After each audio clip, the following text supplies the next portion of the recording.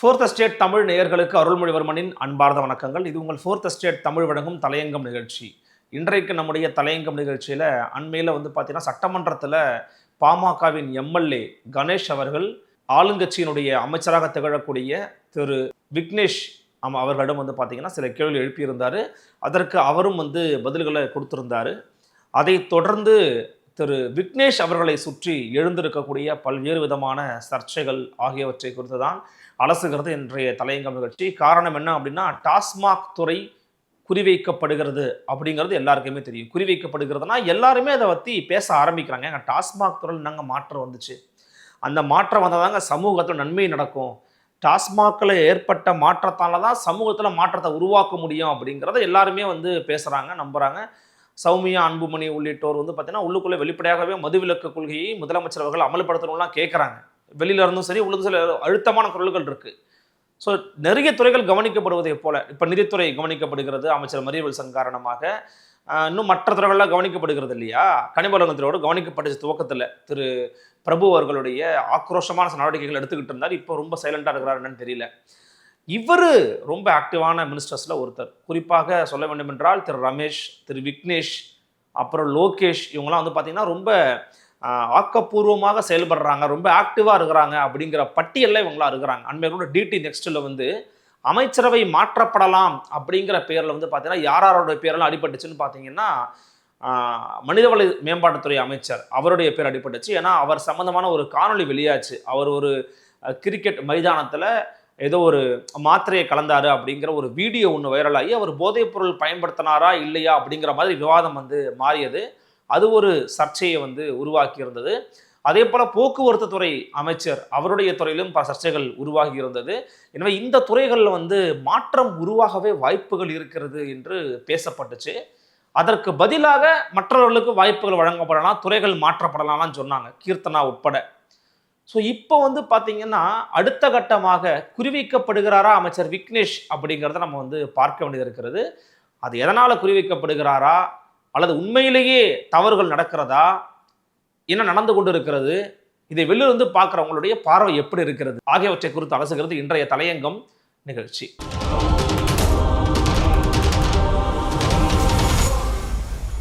அமைச்சர் விக்னேஷ் இவர் துவக்கத்தில் வந்ததுலேருந்தே பார்த்தீங்கன்னா ஒரு கவனிக்கக்கூடிய ஒரு அமைச்சராக மாறி இருந்தார். நம்ம சிஐடியு தோழர்கள், திருச்செல்வம் போன்ற தோழர்கள்ட்ட நம்ம துவக்கத்திலேருந்தே கேட்டுக்கிட்டு இருந்தோம், அமைச்சர் எப்படி செயல்படுறாருன்னு சொல்லுங்கள், கொஞ்சம் விவரமாக இருக்கிறாரா, அப்சர்வ் பண்ணுறாரெல்லாம் கேட்டோம். அவங்க துவக்கத்திலிருந்து கொடுத்துக்கிட்டு இருக்கக்கூடிய ஃபீட்பேக்ஸ் என்னவா இருக்குன்னா, கேட்குறாரு, இஸ் லிசனிங் எவ்ரி திங், எல்லாத்தையும் கேட்குறாரு, உள்வாங்கிறாரு. நடுவில் கொஞ்சம் ஊழியர்களுக்கு நாங்கள் எவ்வளவு தூரம் முடியுமோ அதை செய்ய முயற்சி பண்ணுறோம்னான்னு சொன்னார். அதன் பிறகு எங்களுக்கு நாங்களும் அவரோட தொடர்பில் பெருசாக இல்லை, நாங்கள் தொடர்ச்சியாக கோரிக்கை வச்சுக்கிட்டு இருக்கிறோங்கிறத சிஐடியு தொழிற்சங்கத்தினர் தொடர்ச்சியாக பேசிக்கிட்டு இருந்தாங்க. இன்னொரு பக்கம் அவருடைய செயல்பாடுகள் பார்த்திங்கன்னா தீவிரமாக கண்காணிக்கப்பட்டுச்சு. போகிற இடங்களெல்லாம் இந்த அமைச்சரவையில் பார்த்தீங்கன்னா பத்திரிகையாளர்களை சந்தித்து பேட்டி கொடுக்கக்கூடிய, துறை சார்ந்து ரொம்ப முக்கியமானது, துறை சார்ந்து பேசக்கூடிய நபர்களில் ரொம்ப ஒரு முக்கியமான மனிதராக திரு விக்னேஷ் பலம் தான் கொண்டிருக்கிறாரு. குறிப்பாக மரியாதைக்குரிய அண்ணன் ராஜமோகன் அவர்களாக இருக்கட்டும், திரு ரமேஷ் அவர்களாக இருக்கட்டும், அதே போல் இவர் விக்னேஷாக இருக்கட்டும், இப்படி பல பேர் பத்திரிகையாளர்களை சந்தித்து துறை சார்ந்த கேள்விகளுக்கு பதிலளிக்கக்கூடிய திறன் பெற்ற மனிதர்களாக இருக்கிறாங்க. எல்லாருமே ரொம்ப நீட் அண்ட் கிளீனாக பதில் சொல்லிக்கிட்டு இருக்காங்க. அதில் அவங்களுக்கு என்ன, அந்த துறையில் என்னென்ன சந்தேகங்கள் மக்களுக்கு இருக்கிறதோ அதை நிவர்த்தி செய்யக்கூடிய இடத்துல இவங்க 3 பேரும் பெரும்பாலும் இருக்கிறாங்க, ராஜமோகன், ரமேஷ் மற்றும் விக்னேஷ். ஸோ விக்னேஷ் பார்த்தீங்கன்னா ரொம்ப ஒரு முக்கியமான துறை. இவர் ரொம்ப ஒரு யங்ஸ்டரு. இந்த துறை மிகப்பெரிய துறை. அது மட்டும் இல்லாமல் பல்வேறு ஆண்டுகளாக, பல ஆண்டுகளாக சீர்கெட்டு போயிருக்கக்கூடிய, நிர்வாக அழுக்குகளால் நிரம்பி இருக்கக்கூடிய ஒரு துறையாகத்தான் இந்த டாஸ்மாக் துறை இருக்கிறது. இன்னொன்று, மக்கள் மத்தியில் ஒரு வெறுப்புணர்வை பெற்றிருக்கக்கூடிய ஒரு துறை தான் டாஸ்மாக் துறை தான். அதாவது டாஸ்மாக் பக்கமே போகாதவங்களும் துறையை வெறுப்பாங்க, டாஸ்மாக்கு போய்கிட்டு இருக்கவங்களும் துறையை வெறுப்பாங்க. காரணம் என்னன்னா, போகாதவங்களுக்கு எப்படா மூடுவாங்க அப்படிங்கிற எண்ணம், போகிறவங்களுக்கு என்னப்பா இப்படி கொள்ளடிக்கிறாங்க, தரமற்ற மதுவகைகளை கொடுக்குறாங்க, மோசடித்தனமாக நடந்துக்கிறாங்க அப்படிங்கிற மாதிரியான எண்ணங்கள். இப்போ செகண்டரி தான் ரொம்ப முக்கியம். ஏன்னா இந்த அரசுக்கு பெரு வருமானத்தை ஈட்டி கொடுக்கக்கூடிய ஒரு துறையாக இந்த டாஸ்மாக் துறை இருக்கிறது. அது தொடர்பாகத்தான் நான் முன்னோட்டில் சொன்ன பாமக எம்எல்ஏவோட கருத்து ரொம்ப முக்கியத்துவம் வாய்ந்தது. எப்படிங்க 717 கடையை மூடினாங்க? இந்த ஆட்சி வந்த பிறகு நடைபெற்ற ஒரு மிக முக்கியமான ஒரு விஷயம். அது எல்லா ஆட்சியிலயும் பண்றாங்க, இவங்களும் பண்ணாங்க. மனமார்ந்த வாழ்த்துகள், பாராட்டுகள். என்ன காரணம் அப்படின்னா, மதுக்கடைகளை மூடுவது என்பது ஒரு சமூகத்துக்கான ஒரு நல்ல அறிகுறி. ஒரு நல்ல அறிகுறி. அந்த அறிகுறியே வந்து இந்த ஆட்சியும் பண்ணாங்க. இந்த அமைச்சருக்கு ஒரு நல்ல பேர் அப்பதான் உருவாக ஆரம்பிச்சது. அப்போ 717 கடையை நீங்க மூடி இருக்கிறீங்களே, எப்படிப்பா வருமானம் வந்து உயருது அப்படின்னு கேட்டப்ப, ஏங்க நாங்க லீக்கேஜஸ அடைச்சிருக்கிறோம். அதாவது இத வந்து அமைச்சர் விக்னேஷ் சொல்லி தெரிய வேண்டிய அவசியம் இல்ல. சட்டமன்றத்திலே கூட ஒரு பேச்சு அடிபட்டுச்சு. அமைச்சர் அருண்ராஜ் அவர்கள் எந்திரிச்சு அமலாக்கத்துறையை பற்றிலாம் பேசினாங்க. ஆஃப்கோர்ஸ் ஏவாவேலு சொல்ற மாதிரி அமலாக்கத்துறையுடைய விவகாரங்களை நீங்க உள்ளுக்குள்ள வந்து இன் டீட்டெயில் நீங்க வந்து பேச முடியாது. அது விசாரணையில் இருக்கக்கூடிய ஒரு விவகாரத்தை வந்து இங்க பேசக்கூடாது. மேபி இந்த மாதிரி புகார் தெரிவிக்கப்பட்டிருக்குதுன்னா சொல்லலாம் அப்படிங்கிறதோட சபாநாயகரும் கூட அதை வந்து வலியுறுத்தி பேசி இருந்தாங்க. என்ன விஷயம்னா, இது அவங்கெல்லாம் பேசல. சட்டமன்றத்துக்கு இல்லை நாம இருக்கிறோம், நம்ம இன் டீட்டெயிலாக பேசலாம். என்னன்னா, பிடிஆர் பழனிவேல் தியாகராஜன் முன்னாள் அமைச்சர் அவர்களே மது விவகாரத்தில் லீக்கேஜஸ் இருக்கு என்று பகிரங்கமாக சட்டமன்றத்திலேயே சொன்னார். அதை அமைச்சர் விக்னேஷ் அவர்கள் வெளிப்படையாக பேசியிருந்தாங்க. ஸோ அது வந்து ஒரு நல்ல பாயிண்ட் தான் ஆக்சுவலி. ஏன்னா லீக்கேஜஸ் இருக்குங்கிறது உண்மை.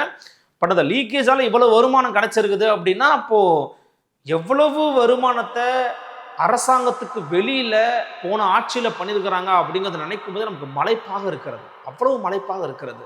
அப்ப அந்த விவகாரத்துல வந்து இவங்க ஒரு ஸ்கோர் பண்ண ஆரம்பிச்சிருக்கிறாங்க.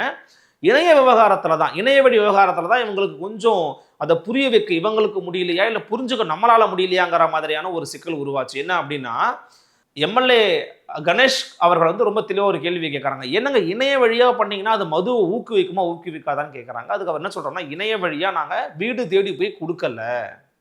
இந்த குறிப்பிட்ட வகை மது வகைகள் உங்களுக்கு இந்த கடையில் இருக்குன்னு தெரிஞ்சதுன்னா நீங்கள் முன்கூட்டியே அதை வந்து பண்ணிக்கலாம். ஏன்னா நேரில் வந்தால் உங்களுக்கு கிடைக்காம கூட போகலாம் அப்படிங்கிறதுக்காக தான் அதை பண்ணுறோன்றாங்க. அஃப்கோர்ஸ் எனிவே நீங்கள் ஒரு லகுவான முறையை தான் அமல்படுத்துறீங்க.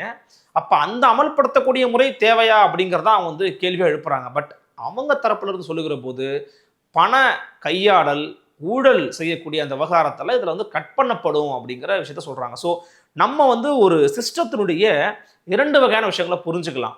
நம்ம வந்து இதை வந்து ரொம்ப இன்டெப்த்தாக போய் ஒருத்தரை அட்டாக் பண்ணணுங்கிற நோக்கமும் இல்லை, ஒருத்தரை காப்பாற்றணுங்கிற நோக்கமும் கிடையாது. பட் ஒரு துறை அப்படிங்கிறது வந்து நெளிவு சுழிவோட, ஃபார் எக்ஸாம்பிள் ரொம்ப சீர்கட்டு போயிருக்கக்கூடிய ஒரு உடல் பாகம் இருக்குன்னு வச்சுக்கோங்களேன், கொஞ்சம் கொஞ்சமாக தான் சரியாகும். அதே மாதிரி தான் இந்த துறையும். முதல்ல இந்த துறையில் லீக்கேஜஸை அடைக்கணும். லீக்கேஜஸை அடைத்த பிறகு இந்த துறையில் வரக்கூடிய வருமானம் சரியாக வருகிறதா அப்படிங்கிறத உறுதிப்படுத்தணும்.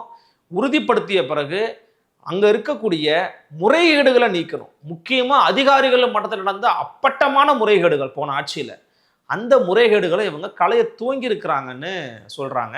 எதனால் இந்த விவகாரங்கள் இன்னைக்கு டாக் ஆஃப் த டவுனாக கிரியேட் ஆயிருக்குன்னா, ஒரு முக்கியமான அரசியல் பத்திரிகையில் அமைச்சர் விக்னேஷ் அவர்கள் வந்து குறிவைக்கப்பட்டிருக்கிறாரு. அவர் வந்து அடுத்ததாக வந்து ஒரு மாற்றப்பட போகிறாரு அப்படிங்கிற செய்தியெல்லாம் அதில் போட்டிருக்கிறாங்க. இன்ஃபேக்ட் நியூஸ் என்ன நமக்கு வந்து இன்சைட் இன்ஃபர்மேஷன் கிடைக்குது அப்படின்னு பார்த்தீங்கன்னா, ரொம்ப ஸ்ட்ராங் ஆகிட்டு வராரு அவர் வந்து முதலமைச்சர் விஜய் மனசில் அப்படிங்கிறதா ஒரு சைடு நமக்கு வரக்கூடிய தகவலாக இருக்கிறது. ஏன்னா விஜய் அவர்களை பொறுத்த வரைக்கும் நம்ப தகுந்த அமைச்சர்கள் பட்டியலில் நிறைய பேர் இருக்கிறாங்க. அதில் இவரையும் தான் வச்சு அவங்க வந்து பார்க்குறாங்க. அப்போ என்னன்னா, நம்ப தகுந்த அமைச்சர்கள் பட்டியலையே வந்து அமைச்சர் போய் சேர்ந்துருக்கிறாரு. அப்போ இது போன்ற செய்திகளும் வெளியாகுது. என்னன்னு பார்த்தீங்கன்னா, ஒரு பத்திரிகையும் ஒரு இன்சைட் இன்ஃபர்மேஷன் கிடைச்சதை வச்சு போடுவாங்க. பட் இப்போ என்ன மாதிரியான விஷயங்கள் வருதுன்னா, அந்த செய்தி ஒரு பக்கம் விட்டுருவோம். என்ன மாதிரி விஷயங்கள் வருதுன்னா, இந்த மக்கள் விரும்பக்கூடிய மது வகைகளை வச்சுக்கலாம், நாங்கள் அது இப்போ வந்து ஆரம்பிச்சிருக்கிறோம். இதுக்கு முன்னாடி வந்து பார்த்தீங்கன்னா அவங்க கொடுக்கறது தான் மது வகை. இப்போ மதுவை வந்து ஒருத்தர் விரும்புகிறாரு, மது குடிக்கிற பழக்கத்துக்கு ஒருத்தர் அடிமையாட்டாருன்னா நம்ம முதல்ல அவரை மீட்க பார்க்கணும். அல்லது கொடுக்கக்கூடிய ஒரு மது இருக்குல்ல, ஏன்னா இன்றைக்கி சட்ட ரீதியாக பார்த்தீங்கன்னா மது உணவு பட்டியலில் போய் சேர்த்துட்டாங்க. நம்முடைய முழுமையான நோக்கம் மது விலக்கு தான். அது ஒரு பக்கம் அப்படியே வச்சுக்கிடுவோம். இன்னைக்கு இவங்களை படிப்படியாக இறக்கணும்னா குறைந்தபட்சம் அவன் கொடுக்கறத அந்த வீரன்னு பேர் வச்சாங்க பாருங்க போன ஆட்சியில். கொடுமையான விஷயங்க. வீரன் அப்படின்னு ஒருத்தர் குடிச்சா அப்படி வீரனா இருக்க முடியும், கோழையாத்தான் மாற முடியும். இன்னைக்கு பல தெருவுக்கு தெரு, வீதிக்கு வீதி கருத்தடை மருத்துவமனைகள் உருவாகி இருக்கிறதுக்கு காரணம் இந்த மாதிரி வீரன்கள் தான். அப்போ நீங்க வந்து அந்த மது வகை அப்படிங்கிறது ரொம்ப மோசமாக இருக்கிறது. அதுவும் தமிழ்நாட்டுக்குள்ள மதுவின் விலைங்கிறது ரொம்ப கொடுமையான விலை, ரொம்ப கொடுமையான விலை. அதனுடைய உற்பத்தி விலையே பார்த்தீங்கன்னா 20 ரூபா 30 ரூபாய் தான் இருக்கும். ஆனால் அதுக்கு போடக்கூடிய வரி அப்படிங்கிறது மிக கொடுமையான வரி. இது குறித்து ஊடகவியலாளர் கேப்ரியல் தேவதாஸ் அவர்கள் ரொம்ப தெளிவான ஒரு பேட்டியை கூட கொடுத்திருந்தார், அவருடைய தமிழ் தளத்திலையும் சரி நம்முடைய சேனல்லையும் சரி. இப்போ அந்த அளவுக்கு வந்து பார்த்தீங்கன்னா இந்த மது அப்படிங்கிறது ரொம்ப கொடுமையான ஒரு விஷயமா இருக்குது ரேட் லெவல்ல. அப்போ இந்த மது வகை அப்படிங்கிறது இவ்வளவு காசு கொடுத்து வாங்குறாங்கன்னா அவங்களுக்கு ஒரு நல்ல தரமான மதுவையாச்சும் வழங்கி ஆகணும். ஏன்னா நீங்க பணக்காரங்களாம் பாருங்க குடிக்கிறாங்க, அவங்கெல்லாம் மருத்துவமனைக்கு போய்கிட்டு இருக்காங்களா இல்லை செத்துக்கிட்டு இருக்காங்களான்னு பார்த்தீங்கன்னா இல்லை, அவங்க ரொம்ப மகிழ்ச்சியா இருக்கிறாங்க. அப்போ பணக்காரங்க குடிக்கிற மதுவகைகள் மட்டும் எப்படி தரமானதாக இருக்கிறது? அப்போ எல்லாரும் எலைட்டு மதுபான கடைகளுக்கு தான் போகணுங்கிறத நோக்கி நகர்த்துறீங்களா என்னங்கிறது இங்கே பிரச்சனை. இது பேசும்போது நம்ம கொஞ்சம் கஷ்டமாக தான் இருக்குதுன்னு வச்சுக்கோங்களேன். ஆனால் இன்னைக்கு அப்படி இருக்கிறவங்களுக்கு நம்ம என்ன கொடுக்குறோம் அப்படிங்கிறது இங்கே ஒரு கேள்வியாக இருக்குது. அப்போ அந்த துறை சார்ந்த அமைச்சர் என்ன சொல்றாரு, நான் தரமான மதுவகைகளை கொண்டு வந்து நான் கொடுக்குறேன், அவங்க கேட்கறத நம்ம வந்து கொடுக்கலாம். ஏன்னா இன்னைக்கு நிறைய பேர் கேட்கறது இல்லை, அவங்க கேட்குற ஒரு மது வகை அந்த கடையில் இல்லை அப்படிங்கிறாங்க. அப்போ இருக்கிறத தான் கொடுப்பேன் அப்படிங்கிறாங்க. கூலிங்காக இருந்தால் இது, கூலிங் இல்லாமல் இருந்தால் இது, இதுதான் இருக்குது இதை எடுத்துகிட்டு போ அப்படிங்கிற மாதிரியான விஷயங்கள் வந்து அவங்கள எரிச்சலை ஊட்டுகிறது அப்படிங்கிற ஒரு விமர்சனம் வந்த பிறகு பல்வேறு விதமான ஓப்பன் டெண்டர்ஸுக்கும் எல்லா விதமான ஒரு போட்டி சூழலை உருவாக்கக்கூடிய தன்மைக்கு அமைச்சர் நகர்த்தி இருக்கிறார். போட்டி சூழல்னா என்ன? தமிழ்நாட்டில் யாருகிட்ட மது உருவாக்கக்கூடிய அந்த கம்பெனிஸ் இருக்குங்கிறது மக்களுக்கே தெரியும். மக்களுக்கே தெரியறது என்ன, திமுக காரங்கள்ட்ட தான் இருக்குது, திமுகவின் முக்கியமான புள்ளிகள்கிட்ட இருக்குது. அப்புறம் எதிர்கட்சியில் இருக்கிற அதிமுகவின் புள்ளிகளில் சில பேர் இருக்குது, நம்ம கேள்விப்பட்டிருக்கிறோம். அதிமுகனா எக்ஸாக்ட் அதிமுக கூட இல்லாமல் இருக்கலாம், அது முன்னாள் அதிமுக கூட அவங்க இருக்கலாம், சப்ஜெக்ட் டு கரெக்ஷனாக இருக்கலாம். ஸோ இந்த விவகாரத்தில் போட்டி சூழலை நீங்கள் நிறைய உருவாக்குறீங்கன்னா நிறைய பேர் உள்ளே வருவாங்க. நிறைய பேர் உள்ள வருது யாருக்கு ஆபத்து? அந்த ஆபத்து. அப்போ அந்த ஆபத்து நேரிடுகிற போது இவர் குறிவைக்கப்படுவதற்கான வாய்ப்புகள் நிறைய இருக்கு அப்படிங்கிறத நம்ம பார்க்குறோம். த சேம் டைம் இவர் மீது குற்றச்சாட்டுகளும் வந்து எதிர்தரப்புல வைக்கிறாங்க, ஊடக தரப்புல வைக்கிறாங்க அப்படின்னா அதற்கு பதிலடியையும் அமைச்சர் விக்னேஷ் அவர்கள் தான் கொடுக்கணும். அதை கடந்தும் போக முடியாது. இப்போ உங்க மீது விமர்சனம் வைக்கிறாங்கன்னா யாரோ வச்சா பரவாயில்ல, எதிர்கட்சியை ஆதரிக்கக்கூடிய நபர்கள் வைக்கிறாங்க, அதை ஆதரிக்கக்கூடிய பத்திரிகைகள் வைக்கிறாங்க அப்படின்னா உடனடியாக அவர் ரியாக்ட் பண்ணணும். அல்லது ரியாக்ட் பண்றது தான் அவருக்கும் சரி, சமூகத்துக்கும் சரி, ஜனநாயக மாண்புகளுக்கும் சரி நல்லதா அமையும். நீங்க யாரோ வைக்கிறாங்க எல்லாருக்கும் பதில் சொல்ல வேண்டிய அவசியம் கிடையாது. ஆனால் உங்கள் துறை சார்ந்து உங்கள் மீது குற்றச்சாட்டை நீங்க பதில் சொல்லலாம், பதில் சொல்லணும், நம்ம வேண்டி விரும்பி கேட்டுக்கிறோம். நம்ம எதனால இதை பேசுறோம் அப்படின்னா இந்த துறையில, அதாவது கண்ணு கட்டிய சில துறைகளில் மட்டும் சில மாற்றங்கள், சில நல்ல விஷயங்கள் நடக்குதுன்னு பார்க்கும்போது நிறைய சில துறைகள் இருக்குது நம்ம பார்க்குறோம். அதாவது கொள்கை கோட்பாடு சார்ந்து பயணிக்கிறது அது தனி சப்ஜெக்ட்.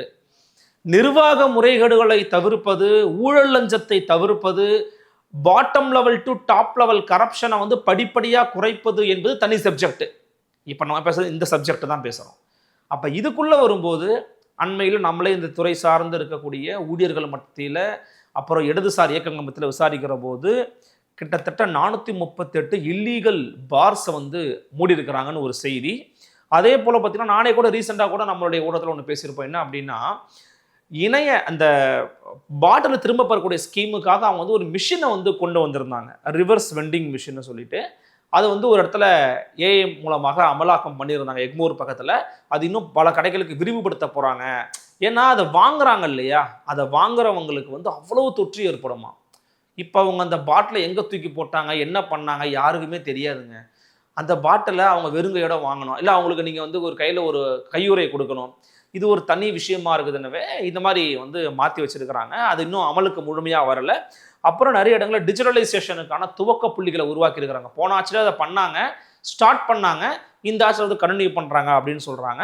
அதே போல் வந்து பார்த்தீங்கன்னா, அதே போல் இணைப்பு பார்கள் உருவாக்கணும்னா அதுக்கு இ டெண்டர் முறையை வந்து உருவாக்குறது, சிசிடிவி கேமராஸை கட்டாயமாக பொருத்தணுங்கிற விஷயங்களை உருவாக்குறதெல்லாம் வந்து இந்த முறை கொஞ்சம் தீவிரப்படுத்தியிருக்கிறாங்க, கொஞ்சம் நவீனமயப்படுத்தியிருக்கிறாங்க அப்படிங்கிறத சொல்கிறாங்க. எல்லாவற்றையும் தாண்டி இன்னைக்கு எந்த விஷயம் ஸ்டாப் பண்ணப்பட்டிருக்குன்னு பார்த்தீங்கன்னா, நம்ம போன ஆட்சியிலேயே கூட நம்ம வந்து பார்த்தீங்கன்னா நம்ம சேனலில் ஒரு ஆடியோவை நமக்கு வந்து எக்ஸ்க்ளூசிவாக கொடுத்தாங்க. அந்த ஆடியோவை நான் வெளிப்படையாக வெளியிட்டிருந்தேன் நம்முடைய ஊடகத்தில். கரூர் கேங் மாமூல் வசூலித்து கொண்டிருந்தார்கள். அந்த கரூர் கேங்கோட மாமூல் வசூல் என்பது தற்போது நின்றிருக்கிறது. அப்போ இந்த கரூர் கேங்கு டோட்டலாக க்ளோஸ் ஆயிருக்கா அப்படிங்கிறது தான் இப்போ எல்லாருக்குமான கேள்வி, நமக்குமான கேள்வி. அதில் தான் இப்போது அமைச்சர் அவர்களுக்கு நெருக்கடிகள், செக் என்பது வைக்கப்பட்டு கொண்டிருக்கிறது. ஆனால் அவை போலியாக உருவாக்கப்படுகிறது என்று அவர்கள் தரப்பு கூறுகிறது, எதிர் தரப்பு இல்லை என்று மறுக்கிறது. இதை ஒட்டுமொத்தமாக நிராகரிக்க வேண்டிய அல்லது விளக்கம் கொடுக்க வேண்டிய பொறுப்பு கடமையும் அமைச்சர் விக்னேஷ் அவர்கள் தான் இருக்குன்னு வச்சுக்கோங்களேன். எனவே தான் இந்த துறை சார்ந்த விவகாரம் அப்படிங்கிறது இப்போ பூதாகரமாக மாறி இருக்கிறது. இந்த கரூர் கேங்கை ஒழிக்கணுங்க, அப்புறம் இந்த பாட்டிலுக்கு 10 ரூபாய் அப்படிங்கிறது நம்ம போன ஆட்சிலே சொன்னோம். பாட்டிலுக்கு 10 ரூபாய் அப்படிங்கிறது மீண்டும் வாங்கி அவங்களுக்கு அதை கொடுக்கணும். அதுதான் அந்த ஸ்கீமுடைய அடிப்படை நோக்கமே. போன ஆட்சியில் ஏன் அந்த விஷயம் ரொம்ப வைரல் ஆச்சுன்னா, அதை ஆளுங்கட்சி நிர்வாகிகளும் அதிகாரிகளும் பகிர்ந்து கொண்டிருந்தார்கள். அந்த பிரச்சனை அதிகமாக இருந்துச்சு. அதனால தான் ஊழியர்களை குறை சொல்லாதீங்க, அவங்களுக்கு மேலர்களும் குறை சொல்லுங்கன்னு சொன்னோம். இந்த ஆட்சியில் கூட ஊழியர்களை சில பேர் குறை சொன்னதாக கூட வருத்தப்பட்டாங்க. அதை இந்த ஆட்சியாளர்கள் களையணும். ஊழியர்கள் மேலே குறை சொல்ல முடியாது. ஊழியர்கள் என்ன கேட்குறாங்க? கூடுதல் வருமானம் கேட்குறாங்க. அந்த வருமானத்தை கொடுங்க. கூடுதல் சம்பளம் கேட்குறாங்க, சம்பளங்களை கொடுங்க. இப்போ தான் உயர்த்த ஆரம்பிச்சிருக்கிறீங்க, அதை இன்னும் கொஞ்சம் உயர்த்தி கொடுங்க, வருங்காலங்களாச்சும் உயர்த்தி கொடுங்கன்றதான் அவர்களுடைய கோரிக்கையாக இருக்கிறது. ஆனால் இந்த துறையில் ஏற்பட்டு வரக்கூடிய சில மாற்றங்களை நம்மால் நிராகரித்து விட்டு போய்விட முடியாது. அட் த சேம் டைம் மதுவிலக்கை நோக்கியும் இந்த ஆட்சி, இந்த கட்சி, இந்த அமைச்சர் நகர வேண்டும் என்கிற எதிர்பார்ப்பும் இருக்கிறது. இந்த சூழலில் தான் அவர் குறிவைக்கப்பட்டிருக்கிறாரு. அந்த குறிவைக்கப்பட்டதான காரணங்களை நான் உங்களுக்கு தெளிவாக சொல்லியிருந்தேன். என்னென்ன? ஒன்று, கரூர் கேங்கானது முற்றுமுழுதாக ஒழிக்கப்பட்டு வருகிறது, அது ஒழிக்கப்பட்டு விட்டது அப்படிங்கிற ஒரு பாயிண்ட் ஆஃப் வியூ நமக்கு இருக்குது. செய்திகளும் தகவல்களும் கிரவுண்ட்லேருந்து நமக்கு அதுதான் கிடைக்கிறது. இன்னொன்று, போட்டி சூழலை அதிகமாக்குகிறார். போட்டி சூழல் அதிகமாக்கினாருன்னா யாருக்கு பிரச்சனையோ அவங்க சைடில் கொந்தளிச்சு போயிருக்கிறாங்க. அந்த கொந்தளிப்பின் விளைவாகத்தான் சில கொந்தளிப்பு வார்த்தைகளும் பத்திரிகைகளில் வெளியாகி இருக்கிறது அப்படின்ற விஷயங்களும் வெளியில் வந்திருக்கிறது. இது அமைச்சர் தரப்புக்கு தெரிந்து அமைச்சர் தரப்பும் முதலமைச்சருக்கு தெரியப்படுத்தி விட்டதாகவும், கவலையே படம் உங்கள் வேலையை பாருங்கள், நேர்மையாக இந்த துறையை மாற்ற மட்டும் தான் நம்ம கடமைன்னு முதலமைச்சரும் செய்தி சொன்னதாகவும் தான் தகவல் நமக்கு வெளியாகி இருக்கிறது. என்ன பண்ண போகிறார் அமைச்சர் விக்னேஷ் அப்படிங்கிறதையும், இந்த துறை சார்ந்த மாற்றங்கள் நல்லபடியாக தமிழ்நாட்டை மாற்றணும் அப்படிங்கிற எண்ணமும் தான் நமக்கு இருக்கிறது. நல்ல விஷயங்கள் செய்கிறவங்கள ஊக்குவிப்போம், தவறு பண்ணால் தட்டி கேட்டு எடுத்து சொல்லுவோம். யாரையும் நல்லது பண்ணுறவங்க அப்படின்னு நினைக்கிறவங்களை யாரையும் நம்ம கீழே இறக்கி விட்டுற வேண்டாம். அது எந்த கட்சியாக இருந்தாலும் சரி. இப்போ நேற்று அமைச்சர் மரிய வில்சன் பேசினார், என்னங்க மொழியை பற்றி இந்த மாதிரி பேசுகிறீங்க, தவறு நம்ம சுட்டி காட்டுறோம், அது ஒரு மீது வைக்கப்பட்டு குற்றச்சாட்டு அல்ல, உங்களை மாற்றிக்கங்கன்னு சொல்கிறோம். தவறாக இருந்தால் அதை மாற்றிக்கங்கன்னு நம்ம சொல்கிறோம். அதே மாதிரி தான் நிறைய அமைச்சர்கள்ட்ட நம்ம சொல்லியிருக்கிறோம். சில அமைச்சர்கள்லாம் பார்த்தீங்கன்னா சட்டமன்றத்தில் அவ்வளவு சரியாக பேச மாட்டேங்கிறாங்க, சில அமைச்சர்கள் நல்லா பேசுகிறாங்க. அப்போ தவறு இருந்தால் எடுத்து நம்ம சொல்கிறோம், அதை மாற்றிக்கங்க நம்ம சொல்கிறோம். அதே போல தான் இந்த விவகாரத்துலையும் தவறு இருந்தால் தட்டி கேட்போம், சரி செய்தால் தட்டி கொடுப்போம் அப்படிங்கிறத நம்முடைய நிலைப்பாடாக இருக்கிறது. என்ன பண்ணுறாங்க அமைச்சர் அப்படிங்கிறதையும் முதலமைச்சர் அப்படிங்கிறதையும், எதிர்க்கட்சிகள் எப்படி இதை கொண்டு போகிறாங்க அப்படிங்கிறதையும் பொறுத்து பார்க்கலாம். நல்ல மாற்றங்கள் வந்தால் மகிழ்ச்சி தான். இந்த விவகாரங்கள் குறித்து உங்கள் எண்ணங்கள் என்ன அப்படிங்கிறத கமெண்ட் செக்ஷனில் பதிவு பண்ணுங்கள். மற்றும் ஒரு தலையங்கம் நிகழ்ச்சியும் சந்திக்கிறேன். நன்றி, வணக்கம்.